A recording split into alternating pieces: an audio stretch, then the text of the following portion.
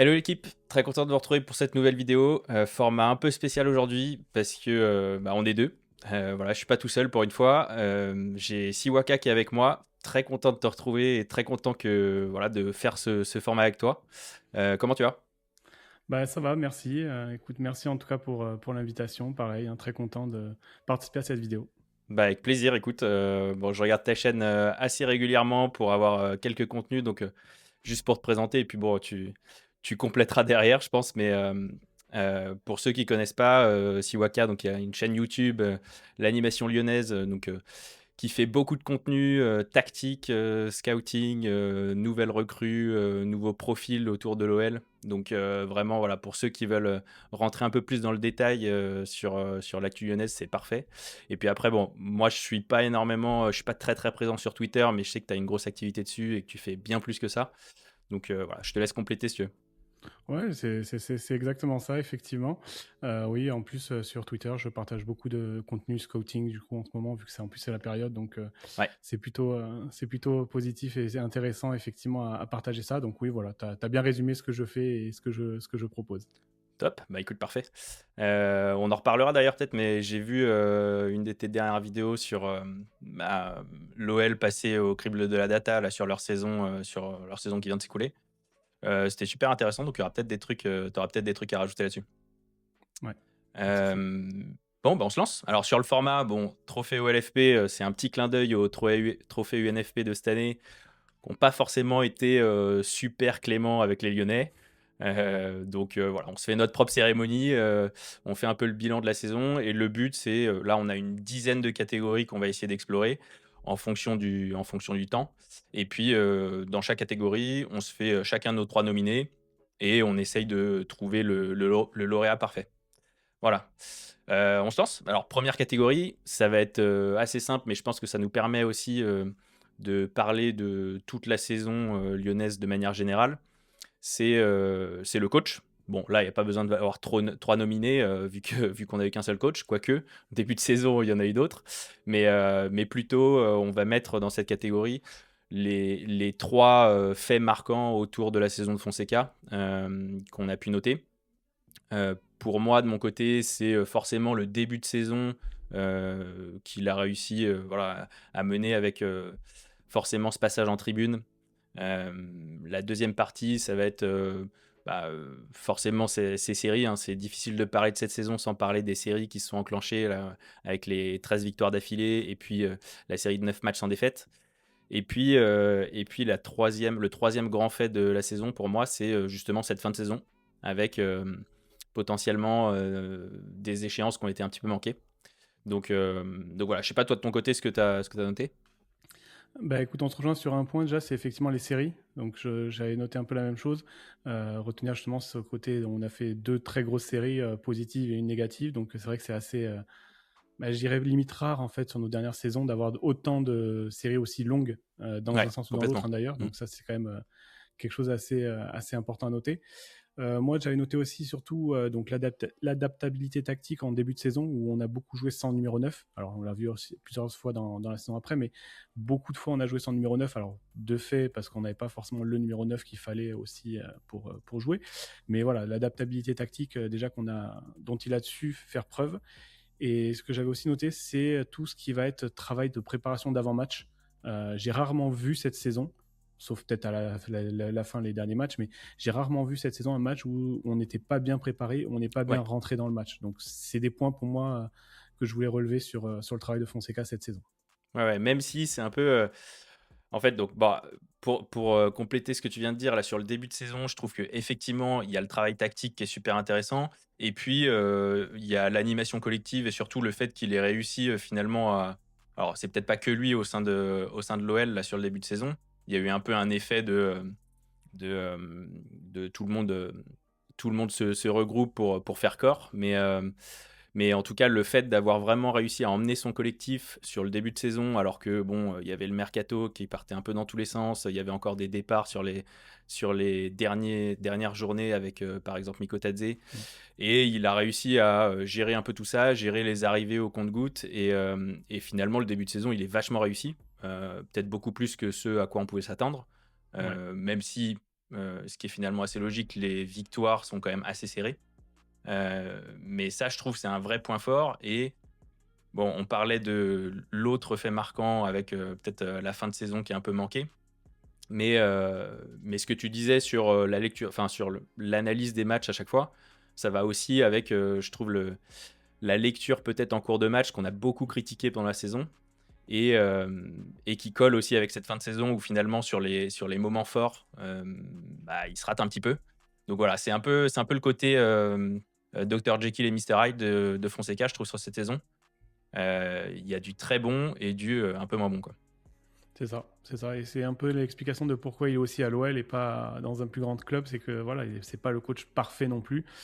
C'est vrai. Euh, donc voilà, il faut malheureusement, il a souvent un très bon plan A, comme on dit, et le plan B a un peu plus de mal. Et je pense que je sais pas si c'est aussi parce que la façon dont il a construit son groupe, ou si c'est parce qu'il lui manque des joueurs dans son groupe mais il n'arrive pas à passer des fois faire passer ce petit grain de folie qui peut faire basculer un match qu'on a vu quand on avait Pierre Sage qui avait repris l'équipe par exemple en cours de saison, où on faisait basculer beaucoup de matchs en fin de match. Ouais. On avait beaucoup de fois ces Ouais, c'est vrai que bascules. c'est pas du tout le même profil, là. Voilà, tu avais l'impression qu'on pouvait emballer n'importe quel match et que tu pouvais perdre 2-0 et tu allais pouvoir être capable de gagner ou de ne pas perdre ce match. Là, tu perds 2-0. Même s'il essaye de rajouter des joueurs, tu as l'impression qu'il y a toujours cette notion de vouloir contrôler le tempo du match quand même, de rester toujours dans le même style de jeu. Et ça fait que du coup, ce qui marche très bien quand tu n'es pas mené ou quand tu domines le match, ça passe beaucoup moins bien quand derrière tu es dominé ou quand tu es mené. Du coup, ça n'arrive pas à passer la deuxième vitesse, on va dire. Bon, après, s'il y a un truc à retenir sur ce qu'on vient de dire.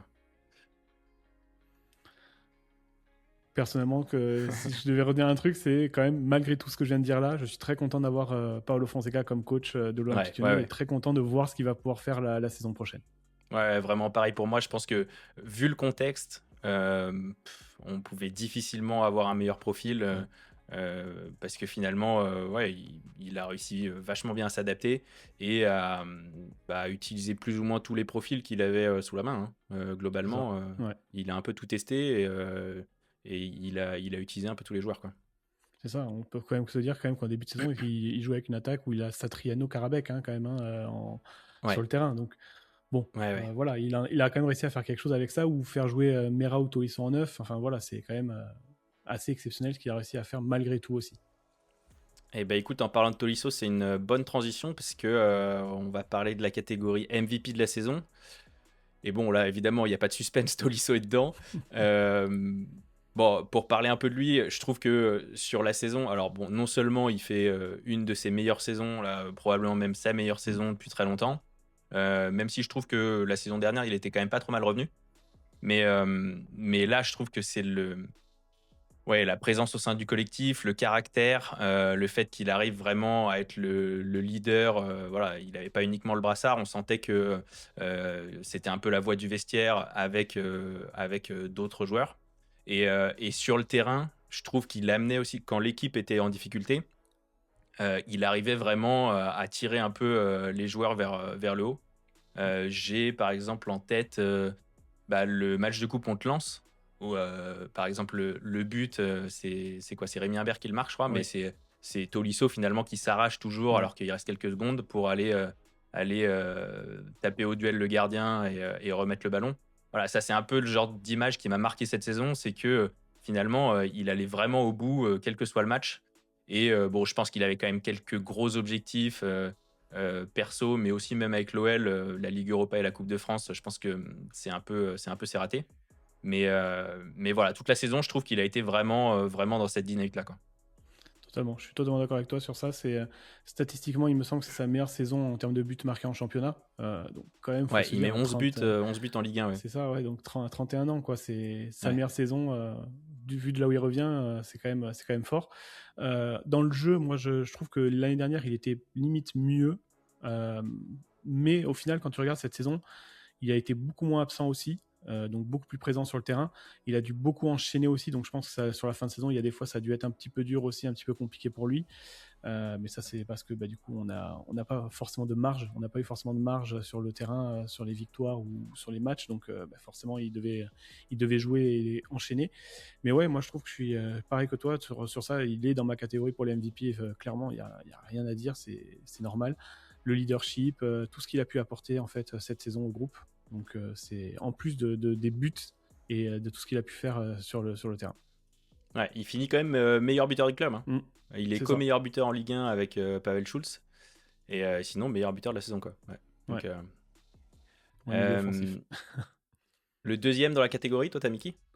Moi, j'ai mis Afonso Moreira. Ah Donc, ouais, dans ok. la révélation aussi, mais Ouais, c'est ça. vu l'impact au final qu'il a eu suite à la blessure de Fofana, vu l'impact qu'il a apporté et au final ce qu'il nous a apporté sur le terrain en termes d'énergie et sur le côté, ouais, pour moi il a pas sauvé la saison offensivement, mais il a grandement contribué à ce qu'on ait réussi cette saison au final. Ouais, bah tu vois, j'ai vraiment hésité parce que bon, il y a la catégorie révélation de la saison Mm. derrière, donc Morera, je le vois plutôt là-dedans. Mais c'est sûr que il a un rôle majeur là sur la saison. Et en plus, le fait qu'il soit révélé, tu vois, entre guillemets, le meilleur moment, dans la mesure où c'est juste au moment où il y a Fofana qui se Ouais. blesse, et il arrive vraiment à éclore et à aider l'équipe. Même, je trouve que défensivement, Mm. il était beaucoup plus intéressant que Fofana. Euh, il a une caisse que Fofana n'a pas forcément. Fofana, il apporte beaucoup de profondeur et beaucoup de vitesse en attaque, mais bon, sur le profil défensif, forcément, c'est pas du tout la même chose. Donc hyper complet. Et bon, bah, ouais, moi je l'ai mis dans la catégorie d'après, mais ça se Ouais. tient complètement, hein. J'ai mis Pavel Schulz à la place. euh, Parce que je trouve que, bah, justement, tu en as parlé tout à l'heure, mais ce profil de numéro 9 qui nous manquait, Fonseca a réussi à bricoler un truc assez sympa avec lui. Et même si au début de saison, tu vois, il y a eu quelques moments de doute parce que Mm. je pense qu'il testait un peu le positionnement. C'était un peu dur de trouver exactement l'endroit où le placer sur le terrain. Euh, et, euh, et je crois que d'ailleurs, la saison précédente, il jouait plutôt côté gauche Ouais. Oui, euh, en se c'est décalant un ça. peu sur l'intérieur, je crois que c'est ça. Mm. C'est ça, ouais. Euh, voilà, là forcément, il y avait des profils qui étaient déjà positionnés à cet endroit-là avec Fofana au début de saison. Mais finalement, ouais, dans ce rôle, tu vois, de 9,5, il avait un profil en fait qui était quasiment indispensable, je trouve, parce que bah, en termes de déplacement, si tu veux, il y avait que lui pour se Mm. trouver à chaque fois dans les zones importantes, pour finir les actions, etc. Donc, ouais, moi je le mets quand même dans la MVP de la saison, même si peut-être que je pense que tu en parleras après, mais il y a aussi forcément Niakate. Mais, euh, mais ouais, Pavel Schulz, moi, il m'a vraiment plu. Ah ouais, mais après, j'aurais pu le mettre, hein, du coup, effectivement aussi, hein, vu sa saison. Après, il est un petit peu moins bien sur la fin de saison parce que revenir de Ouais, blessure, je pense qu'il y avait c'est aussi vrai. peut-être une appréhension par rapport à la Coupe du Monde qui fait que je sais pas si ça peut avoir joué aussi sur sa fin de saison. Mais ouais, non, enfin, après, ça, tu vois, c'est pas une révélation parce que c'est un joueur plus âgé, mais il aurait pu aussi être rentré dans les limites dans les révélations parce que même si on le connaissait pas forcément, donc on s'y attendait pas à ce qu'il nous fasse une saison comme ça en fait, hein, au final, hein, qu'il finisse limite quasiment meilleur buteur du club aussi. En début de saison, quand il est arrivé, il me semble, Fonseca le faisait pas jouer au début. C'est Karabek qui est tout de suite arrivé, il a joué tout de suite et Soulch qui ne jouait pas et Fonseca qui expliquait qu'il fallait justement que Soulch s'adapte à la Ligue 1, s'adapte à son style de jeu. Donc il avait besoin de plus de temps pour comprendre en fait ce que l'équipe voulait.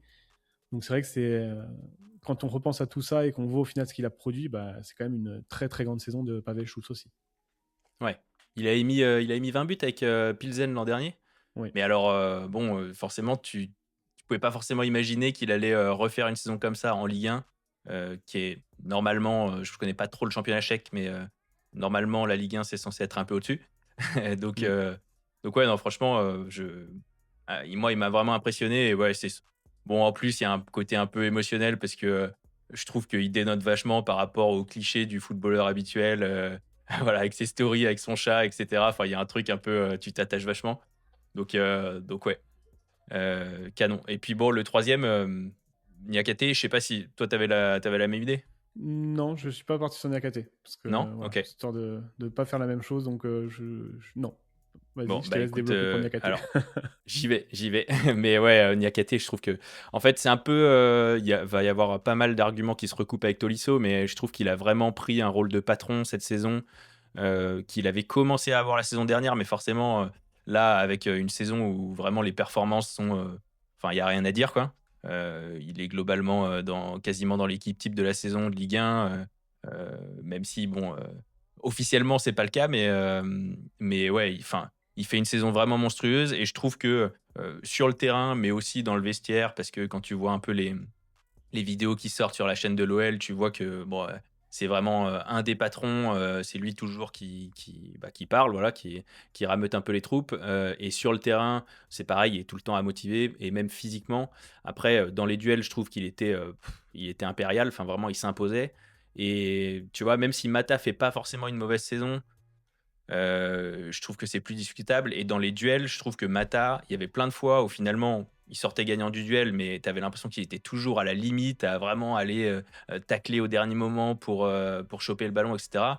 Niakate, c'était beaucoup plus puissant, il y avait Mm. beaucoup plus de tu avais l'impression qu'il était beaucoup plus dominant, qu'il avait beaucoup plus de marge, et même de temps en temps, ouais, quand il se faisait un peu distancer, il arrivait à revenir un peu sur le joueur. Donc non, ouais, moi, c'est vraiment cette notion de puissance, moi, je trouve, qui m'a impressionné cette saison. Ah oui, non, je suis d'accord, en Niakate, grosse saison aussi, hein, pour moi, de mon point de vue, donc je suis assez d'accord avec toi sur ça. Bon, forcément, il a pas de chance, je sais pas si c'est le mot, mais il est présent sur certains mauvais moments de la saison, Ouais. donc ça peut jouer en sa défaveur par rapport à ça. Mais non, je suis d'accord, hein, au niveau du leadership aussi, on avait besoin d'avoir quelques joueurs comme ça qui prennent un gros relais sur le terrain et dans le vestiaire. Et il le faisait déjà de façon la saison précédente, mais cette saison, c'était encore plus légitime parce qu'il était encore justement au-dessus et il a élevé aussi son niveau de jeu aussi derrière. Donc forcément, ça rend encore plus légitime de le voir faire le leader et être fort comme ça dans le vestiaire. Donc oui, moi, je suis d'accord avec toi sur le fait que Niakate a fait une grosse saison. Moi, j'étais plutôt parti sur Grafe parce que du Ah coup, ouais. Ah ouais. bah, malgré tout, on a besoin aussi d'un grand gardien pour faire une grande saison. On l'a bien vu. Du coup, une grande défense, globalement aussi, hein. On a bien vu que cette saison est certainement une des meilleures défenses de l'OL des dernières saisons. Donc, ouais, pour moi, Grafe est assez impressionnant sur ça. Il nous a sorti des arrêts à des moments vraiment qui m'ont marqué. Et puis, il y a une impression de sérénité, en fait, quand il a le Ouais, c'est ballon ou ça, c'est quand vraiment il est ça, là. ouais. Enfin, Perry était pas un mauvais gardien du tout, hein. Moi, j'ai pas eu de problème avec Perry quand il a joué chez nous.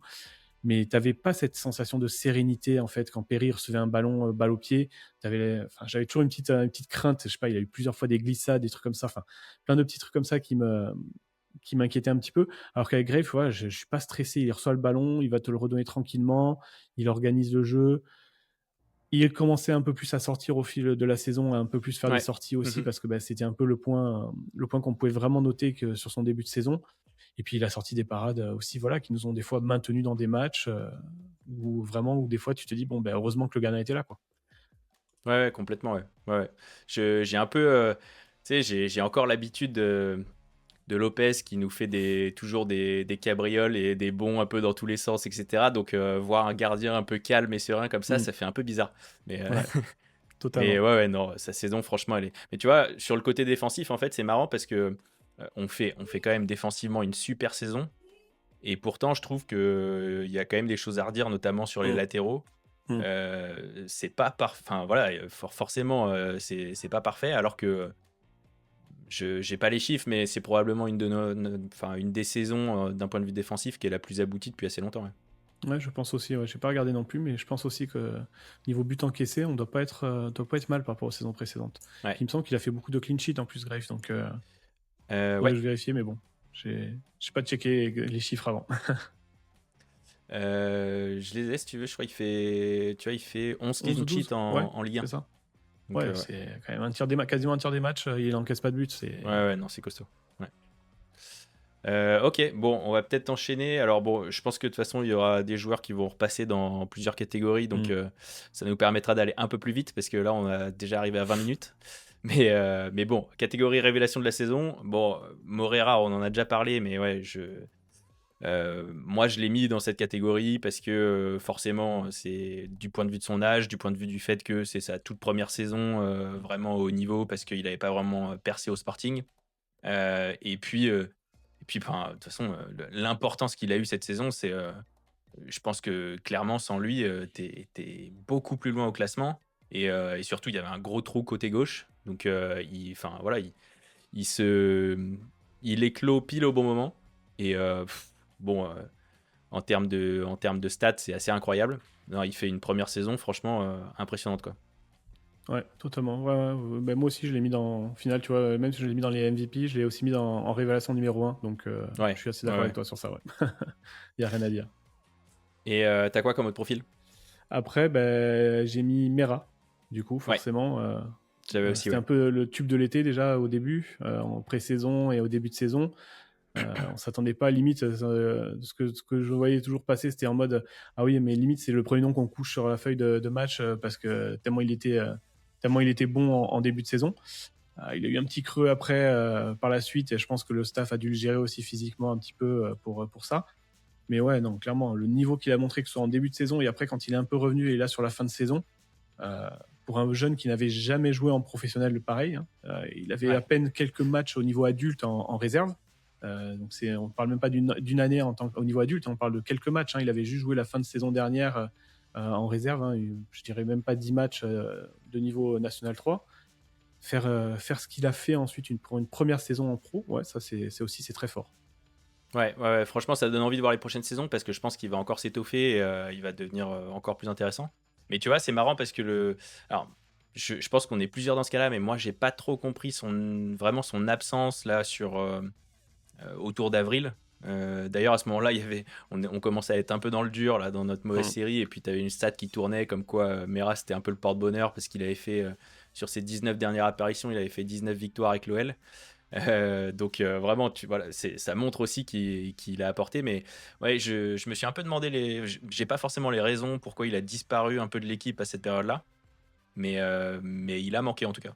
Ouais, Donc bon, et moi, troisième profil, j'ai mis Humbert. pareil. Finalement, en plus, bon, lui pour le coup, sa saison elle est assez courte, hein. Mm. Parce que il apparaît un peu dans l'équipe en cours de saison, il fait vraiment des apparitions. Enfin, moi, il m'a bluffé, hein, en Ligue Europa, Coupe de France aussi contre Lens. Il fait vraiment des. Enfin, en plus, il est super décisif, il arrive à planter pas mal de buts. Donc, euh, donc ouais, chapeau. Lui, j'ai vraiment envie de le revoir la saison prochaine. Du coup, bon, il y a sa blessure, c'est un peu dommage. En plus, il se blesse vraiment au même moment que tout le monde. Mais, euh, Mm. mais ouais, lui clairement, tu as envie de le revoir la saison prochaine. Ouais, c'est ça. Mais pareil, j'avais mis Humbert aussi en numéro 3 pour les mêmes raisons, hein. Du coup, en fait, quand il est entré dans le groupe, il a tout de suite été impactant, en fait. Donc, ce que n'ont pas réussi à faire Gomez Rodriguez et Molébé avant lui, il est arrivé, bam, direct, il a fait les efforts sur le côté, il a commencé à être décisif direct. Du coup, forcément, Fonseca a apprécié et ben, il est resté. Et oui, moi aussi, pareil, j'ai envie de revoir parce que c'est un joueur super intelligent en plus de ça, qui peut jouer devant, sur le côté. Donc, ouais, ouais, moi, j'ai vraiment envie de revoir et vraiment dommage cette blessure. Je Ouais, pense qu'il nous aurait fait beaucoup, beaucoup de bien sur la page, justement, avec toutes les absences qu'il y avait. Si lui, ouais, ne s'était complètement. pas Ouais. rajouté, ben, purée, ça aurait pu être quelque chose, ouais. Ouais. Mais bon, quand même, le top 1, c'est Morera, hein, ça là-dessus, on Ouais, sera d'accord. ouais, totalement. Euh, Catégorie recrue de la saison, tu veux commencer? Ouais, bah écoute, on a déjà parlé des trois. J'ai mis Grafe, Soulch et Moreira, personnellement. Donc, Ok, voilà, je pense ok, assez ok. classique. Bah, tu vois, moi, j'en ai deux autres. Alors bon, Oui, à la base, je partais vraiment sur des recrues du coup du mercato d'été. ouais. Mais j'ai du mal quand même à pas parler d'Hendrick parce que bon, je trouve qu'en fait la deuxième partie de saison avec son arrivée, ça a changé beaucoup trop de choses pour pas le mettre dans cette catégorie. Bon, d'un point de vue statistique, évidemment, il apporte énormément, mais même d'un point de vue tactique, je trouve que en fait l'équipe a complètement changé quand il est arrivé. Il y a eu forcément, ça a joué un peu plus sur lui, même lui, il, il- disons qu'il aimantait beaucoup plus les actions, le ballon, même de temps en temps, je trouve qu'il était super frustrant parce qu'il y avait des actions qui n'allaient pas au bout parce qu'il faisait des choix qui n'étaient pas forcément les bons. malgré le fait que statistiquement, bon, il n'y a pas grand-chose à dire, tu vois. Mais ouais, d'un point de vue recrue, en fait, même si c'est pas une recrue du mercato d'été, je trouve que il a été assez déterminant sur cette deuxième partie de saison et il a changé beaucoup trop de choses, même médiatiquement, hein. On a beaucoup plus parlé Mmh. de l'OL aussi parce qu'il est arrivé, donc voilà. Euh, mais, euh, mais voilà, je sais pas ce que tu en penses. Oui, je suis d'accord, hein. Après, hein, je l'ai pas cité, mais tu vois, le fait que tu me dises que tu en es 2 différents de moi et que j'en cite 3, ça veut dire que, déjà, ça veut dire que le mercato, globalement, les recrues ont été globalement satisfaisantes déjà sur l'ensemble de la Ouais, saison. Donc ça, c'est déjà plutôt complètement. positif, Bah, tu vois, sur ça. j'avais Graif aussi et le dernier, c'est Morton. Ouais. Tu vois, Euh, j'aurais pu citer Morton et Hendrick aussi, hein, concrètement, ouais, sur ouais. ceux que j'ai cités. Mais ouais, c'est pour ça, Hendrick, oui, totalement. Il a changé, comme tu dis, le visage déjà, ne serait-ce que médiatique, sur l'OL. Il suffisait de voir les, les vidéos qui sortaient. Tu avais, je sais Mhm. pas combien de milliers de vues, Ouais, ouais, dizaines de milliers ou complètement. centaines de milliers de vues par rapport aux autres vidéos. C'est assez impressionnant l'effet qu'il a pu avoir sur ça. Et oui, de toute façon, il aimantait tous les ballons. Et en plus, il a été impactant assez vite. Tout de suite en arrivant, il a aussi été très vite impactant. Donc c'est sûr que ça a été une recrue assez importante aussi de la saison. Mais voilà, j'avais juste plus voulu mettre en avant ceux qui étaient là depuis le début de saison. Mais Ouais, ouais, bah après, je t'as suis raison. totalement d'accord sur le Ouais, fait que Hendrick complètement. a aussi grandement participé à notre fin de saison. Bon, il n'a pas empêché la série de non-victoire, mais nous a aussi permis malgré tout d'arriver à là où on en est à la fin de saison. Ouais, mais tu vois, Morton, bon, c'est un peu, c'est pareil, j'étais dans la même idée que toi, à récompenser aussi des joueurs qui sont arrivés depuis le début. Même si lui, bon, sur la fin de saison, je trouve il est rentré un peu dans le rang, mais son début de saison est tellement Mm. impressionnant. Et puis, bon, globalement, il a bien tenu la baraque, ouais, je sais pas, peut-être jusqu'à début avril, fin mars, quoi. Mm. Mais bon, au début, j'étais un peu frileux parce que bah, c'est vrai que c'est quand même la recrue la plus chère du dernier mercato. 10 millions, quand on connaît le contexte, fallait pas forcément se rater. Et, euh, et ouais, je trouvais que c'était quand même pour un milieu de terrain qui est pas forcément un milieu offensif, etc. C'était un vrai pari. Et franchement, enfin, il y a rien à dire, hein. Alors, il y a peut-être un truc à dire, c'est sur les replis défensifs. Je trouve qu'il peut encore progresser. Mais sinon, ouais, je trouve que c'est un super profil. Bon, en plus, voilà, c'est un peu dans la même idée que la plupart des joueurs qu'on a recrutés. C'est aussi un jeune joueur. Donc, forcément, bon, Mm. sur la plus-value, ça va être intéressant aussi pour le club. Mais ouais, super première saison. Ah oui, totalement. Totalement. Première saison très bonne chez nous. Comme tu dis, un peu moins bien sur la fin, mais ouais, est-ce que, vu qu'il n'a pas joué le dernier match sur blessure, est-ce qu'il n'y avait pas aussi le fait qu'il jouait peut-être blessé ou diminué aussi, je sais pas. Peut-être, ouais, peut-être. Mais ça pourrait expliquer peut-être aussi ce niveau un peu plus en baisse sur la fin. Mais ouais, après, effectivement, il a coûté plus cher que les autres, effectivement, c'est pour ça que je ne l'ai pas forcément cité, on va dire, mais oui, après, très impactant déjà dans notre jeu. C'est lui qui faisait rayonner au milieu de terrain un peu le jeu et qui organisait au final le jeu de l'OL. Donc c'était un peu la pièce centrale maîtresse du milieu de terrain pour nos offensives, en tout cas qu'on crée. Donc oui, très important aussi dans notre jeu et dans notre système. Mm. Et bah écoute, du coup, le seul qu'on a en commun, c'est Greif. Donc, Ouais, ça va être lui la recrue de la saison. Voilà. c'est ça. Ok, bah écoute, prochaine catégorie. Bon, c'est pas vraiment une récompense, mais le flop du mercato. Je te laisse commencer.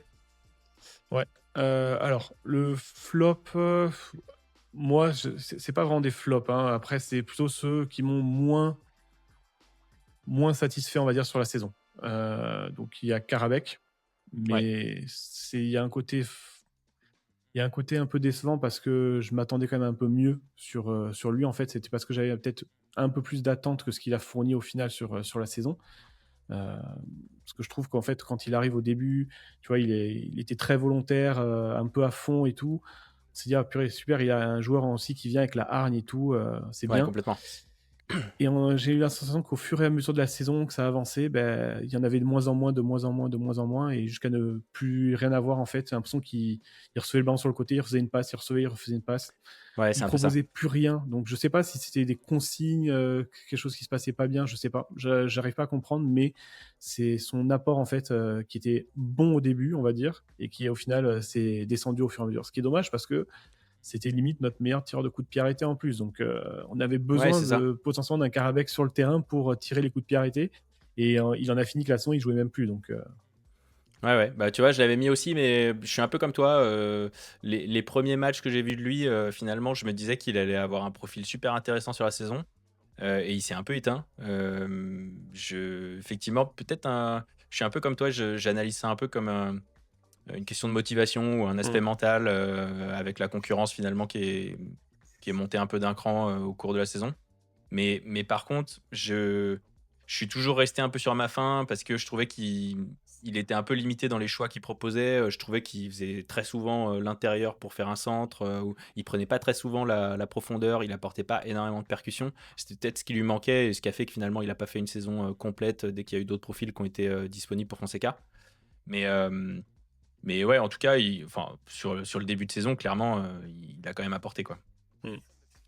Mais bon, après, moi, tu vois, sur les trois que j'avais mis, finalement, il y en a qu'un seul qui vraiment, je trouve, c'est le flop du mercato. Bon, j'avais noté Camara, mais c'est pas vraiment, c'est un peu comme Karabakh, parce c'est qu'il pas a pas vraiment un joué, quoi, on flop. va C'est dire. voilà, c'est plus ça, c'est que pour le moment, il a pas joué, mais c'est pas, c'est quelque chose qu'on pourra regarder sur la prochaine saison. Mais par contre, c'est Rachid Ghezal. Rachid Ghezal, en fait, je trouve que finalement, à peu près dès le début, tu sais que déjà c'est un pari et que t'es plus trop sûr qu'il ait le niveau. En fait, on s'en rend compte très vite. Du coup, c'est plus là, pas forcément du point de vue de Ghezal, mais plus du point de vue de la cellule de recrutement qui a été, je trouve, parfaite dans à peu près tous ses choix. Celui-là, je trouve qu'il dénote vachement par rapport au reste. Je comprends pas trop la réflexion, quoi. Ouais, je sais pas. Moi, j'avais regardé ses datas en Turquie la saison d'avant. En plus, franchement, quand tu regardais, il était bien, quoi. Même physiquement, il avait l'air d'avoir encore du gaz pour courir sur le terrain. Ouais, Donc, quand je l'ai vu ensuite chez nous jouer, j'étais quand même vachement surpris. Tu avais l'impression qu'il y avait plus grand chose, en fait. ouais, Il ouais, y avait c'est vraiment étonnant. plus grand chose, quoi. Tu vois, je sentais que c'était vraiment, il y avait quelques bouts de match qu'il pouvait jouer, mais pas plus, quoi. Tu avais l'impression qu'il y avait vraiment plus d'énergie, en fait, pour faire. Donc, tu as l'impression qu'il est venu limite comme un joueur encadrant dans le groupe pour faire un peu Ouais, ça fait complètement ça, ouais. ouais, ouais, l'encadrant en fait dans le groupe, vraiment pas forcément un gars pour jouer. C'était un peu ça en fait la sensation. Donc ouais, je sais pas si c'est juste qu'en fait on s'est dit qu'on n'avait pas du tout de joueurs trouvés, on n'avait aucune possibilité. Donc il y avait Ghezal qui était là, donc on s'est dit on prend Ghezal un an, il coûte rien et au pire ça fera un joueur supplémentaire expérimenté dans le groupe pour remotiver tout le monde quoi. Je sais pas. J'avoue que j'ai pas trop de compréhension de pourquoi en fait effectivement. On voit bien de toute façon il a quasiment pas joué de la saison donc Ouais, ouais, vraiment, il a fait des bouts d'apparition, mais de mm. toute façon, en tant que titulaire, ouais, effectivement, je pense qu'il pouvait pas apporter grand-chose, Mm. quoi. Donc, C'est dommage sur la fin de saison il y a 2-3 entrées où il est pas mauvais non plus, mais tu sens que s'il y a plus de minutes t'as l'impression que c'est pas possible qu'il pourra pas les tenir quoi, de toute façon quoi qu'il arrive donc ouais. Hmm. ouais c'était assez limité comme apport. Ok, écoute, catégorie moment bascule de la saison. Je pense qu'il y a deux, trois moments forts quand même, en positif ou en négatif, au cours de cette saison. Euh, bon, est-ce que tu as noté Strasbourg? Oui, le match Ouais. aller oui. Ouais, Ah le ouais, match aller, ouais. Ouais, ouais. Non, c'est c'est. c'est ça, c'est un point de bascule évident de la saison, c'est la blessure de Fofana qui entraîne le Moreira qui rentre, qui marque en plus le but de la victoire sur ce match-là, et qui entraîne du coup un Fofana absent et un Moreira qui prend sa place sur le côté. Donc tu as vraiment cet effet vraiment qui s'est passé quelque chose ce soir-là qui a potentiellement, on va dire, détruit notre saison avec Fofana, mais par contre qui a quand même révélé directement comment s'appelle Moreira Ouais. sur ce match-là. Donc il y a quand même un double effet en plus sur ce match, je trouve. Ouais, ouais, t'as vraiment un truc avec le recul, là, quand tu regardes la saison, tu vois que clairement c'est un moment hyper fort. Et même d'un point de vue émotion, je trouve, on n'a pas eu beaucoup de matchs comme ça, Mm. assez étriqués, sur lequel on prend les 3 points vraiment au buzzer, Ouais. sur un but en plus qui est assez exceptionnel. Donc ouais, celui-là, je trouve qu'il imprime vraiment dans la rétine, quoi. Ah oui, Euh, celui-là on bon, s'en après, souviendra normalement. ah ouais, clairement, celui-là, ouais, franchement, ouais. Moi, j'avais noté après l'arrivée d'Hendrick aussi que je mets aussi dans les moments bascules, mais du coup, on Mm. en a déjà parlé. T'en as peut-être un autre à ajouter? Ouais, moi, c'est alors du coup, c'est avec en lien avec le match, en Ligue Europa contre le Celta ou même la double confrontation contre le Celta, Mm. où on a toutes nos absences en fait. C'est le fait de te présenter à ce moment-là de la saison sur ces deux matchs qui sont à ce moment-là tes deux matchs les plus importants, avec je ne sais combien d'absents ou des joueurs qui sont en train de revenir à peine, qui n'ont pas de temps de jeu. On a bien vu sur le deuxième match, tu as des joueurs qui sont rentrés à la fin, mais voilà, ils n'étaient pas possible qu'ils apportent quelque chose d'important et de concret sur ce match-là. Donc moi, c'est ces absences-là à ce moment précis, encore plus que les absences pendant la série de non-victoires, c'est vraiment sur ces deux matchs-là précis qui nous ont manqué. Ouais, ouais, je suis d'accord. J'avais noté aussi pareil, mais finalement, je me demande si c'était pas plus ou moins anticipable, parce que vu l'effectif qu'on avait, joué sur tous les tableaux, etc., il Mm. y a forcément un moment où je me dis, on sentait venir qu'il y allait avoir un moment où il y allait avoir une période de creux et où on allait avoir quand même des blessés enfin, ou des joueurs qui allaient tirer la langue. Donc le problème, en fait, moi je me dis c'est assez logique qu'on ait eu cette période-là dans la saison, mais le plus gros problème c'est que c'est arrivé un peu au pire moment. Voilà, t'aurais pu, enfin surtout tous les joueurs sont arrivés à peu près en même temps à l'infirmerie. Ouais, Et ça t'a tué un peu la confrontation contre le Celta, quoi. Donc, c'est ça. ok. Et ben écoute, alors autre catégorie, la victoire qui te manque le plus.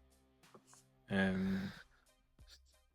Moi, je vais commencer. J'ai Toulouse. Vas-y. J'ai Toulouse, mais le match aller, le match retour, je trouve. Bah, alors bon, enfin, évidemment, la victoire te manque énormément, mais je trouve que Lyon est vraiment passé à côté de son match en fait. Alors que le match aller, ça commence très très bien. On est dans une bonne dynamique. Enfin voilà, l'OL qui met nos Mm. scores. Et c'est vraiment sur les toutes dernières minutes sur lesquelles on s'éteint complètement. Ouais, t'as une sorte de décompression mentale. T'as un peu ce qu'on disait en début de vidéo avec Fonseca, peut-être qu'il lit pas bien le match, qu'il fait pas forcément les bons choix, etc. Et je trouve que celui-là, c'est un match que tu dois vraiment gagner. Mm. Celui-là manque beaucoup plus que le match retour où je trouve que bah, voilà, c'est un problème plutôt d'approche mentale ou peut-être Ouais. de. Enfin, bon, il y a plein d'autres raisons, mais, euh, mais en cours de match, le match aller, c'est un match que tu dois pas perdre. Quoi. Ouais. Tu avais la victoire Ouais. au bout des doigts et en 5 minutes à la fin du match, tu, tu finis par perdre le match. Donc oui, oui, totalement. Ça, je l'avais noté celui-là aussi. Moi, j'avais aussi noté le PFC à l'aller. Forcément, le Ouais. match que tu Ah, mènes, celui-là, il était frustrant. Hein. on mène Waouh. quoi 3-1 et carton rouge. Et ensuite, Et ensuite, on se 3-3, refait ouais. Ouais. remonter et ils prennent aussi un carton rouge et on Ouais, ouais. finit à 3-3. Ben voilà, ça aussi, c'est pareil. Tu as 3-1, même si tu prends un carton rouge. Et en plus, ils prennent un carton rouge aussi assez vite aussi derrière. Donc, ce match-là, t'aurais pas dû, pareil, t'aurais pas dû le perdre en tout cas, ne pas le gagner en tout cas, ne pas le gagner. T'aurais dû enfin, pardon, tu aurais dû le gagner justement ce match-là. T'aurais pas Ouais. dû Mm. arriver sur un nul à la fin. T'aurais dû le gagner ce match-là. Ouais, Et ouais, en limite plus, à la t'as fin, en 2 buts plus, on peut d'écart à le ce perdre. moment-là. On Donc, peut le perdre en plus à la fin, toute la fin de match, ouais. les dernières situations, tu peux le perdre en plus ce match sans Grave qui sort un arrêt, il me semble à la fin. Donc ouais, c'est ces deux matchs-là, quand tu les analyses, tu te dis en plus, tu avais la victoire là entre les mains. Et Toulouse, tu as, on va dire, peut-être une lecture de match, plus des erreurs individuelles qui font que tu passes sur ta fin de match complètement ratée. Au PFC, où là, tu es devant, même si tu es mené, il y a peut-être aussi des mauvais changements à ce moment-là sur le carton rouge. Mais ces deux matchs-là, où tu es largement au-dessus de l'adversaire en plus, donc c'est même pas comme si. Voilà, c'était des victoires normalement qui devaient arriver. Ouais, ouais, je suis d'accord. Plus que certaines défaites où finalement on en a beaucoup plus parlé. Mais ces deux matchs-là, je trouve que vraiment, Mm. ouais, c'est des matchs que tu dois pas perdre, quoi. Donc, enfin, pas perdre. PFC, on n'a pas perdu, mais c'est Ouais, vraiment tout comme. Donc, c'est ça. ok, moi, le dernier que je m'étais noté, c'était le Celta. Alors, bon, on a parlé des blessures, évidemment, il y a plein, plein de raisons. Mais tu vois, le match aller, où on fait un partout, Mm. avec un but d'Hendrick, mais je trouve que sur tout le match, il force beaucoup trop.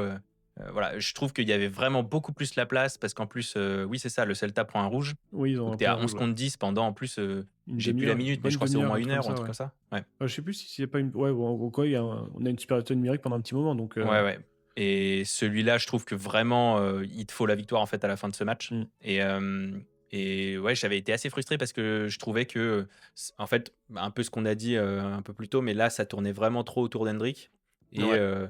en fait, on crée assez peu d'occasions malgré la supériorité numérique. Et c'était, enfin ouais, c'est vraiment dommage. Je trouve que c'est là qu'on perd un peu. Parce que si tu arrives le match Oui, retour, même si tu as quelques blessés, mais que au moins tu as un avantage, totalement. je trouve C'est plus, que. c'est plus le même match au retour. Ouais, ouais.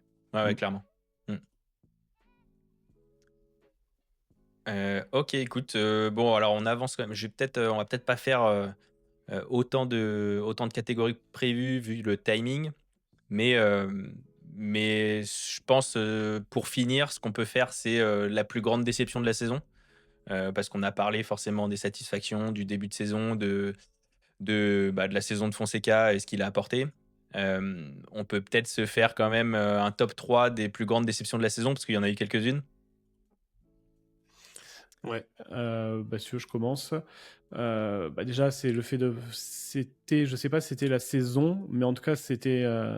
On avait le tableau pour peut-être aller plus loin en Europa League. Donc, ça, c'est une grosse Hmm. déception, je trouve. On va pas se mentir, le Celta, ça restait abordable, concrètement. Les matchs qui ont suivi après, je les ai regardés, les matchs.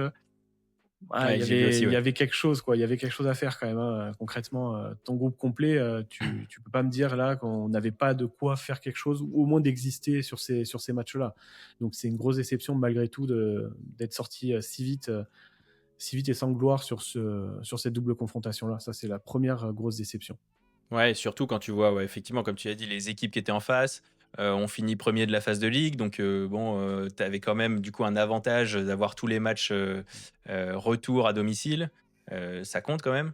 Et Mm. puis, bon, en termes de profil d'équipe, là, quand tu vois que là, sur la saison prochaine, j'ai pas tout vu, mais il y a déjà la Juventus, il y a le Milan AC qui vont être en Ligue Europa. Bon, tu sais que voilà, tu n'auras pas tous les ans une Ligue Europa aussi abordable que Ouais. celle qu'on a eue cette saison. Donc, ouais, je suis assez d'accord avec toi. Je trouve que c'est une vraie grosse déception de la saison. L'autre point que j'ai mis, c'est la quatrième place parce que, Mm. en fait, tu as toujours, voilà, c'est un peu l'argument de tout le monde depuis le début de la saison, c'est de dire que, vu là où on était l'été dernier, c'est magnifique de finir quatrième. Moi, ce que j'ai retenu sur cette fin de saison, c'est surtout l'approche de Fonseca. Je crois que juste avant le dernier match contre Lens, il se félicite d'être en Ligue Europa, que c'est incroyable, etc. Enfin, il y a déjà un discours en fait qui est lancé sur le fait que finalement la quatrième place est parfaite, etc. Et là, il a fait une interview dans l'équipe où il dit que en fait, on- l'équipe avait pas du tout ce qu'il fallait pour arriver à la troisième place, qu'il y avait aucune chance, enfin, que c'était impossible pour eux d'arriver à la troisième place et que mentalement, il trouve que ça a un peu péché. Le mental, je trouve que peut-être aussi induit par lui.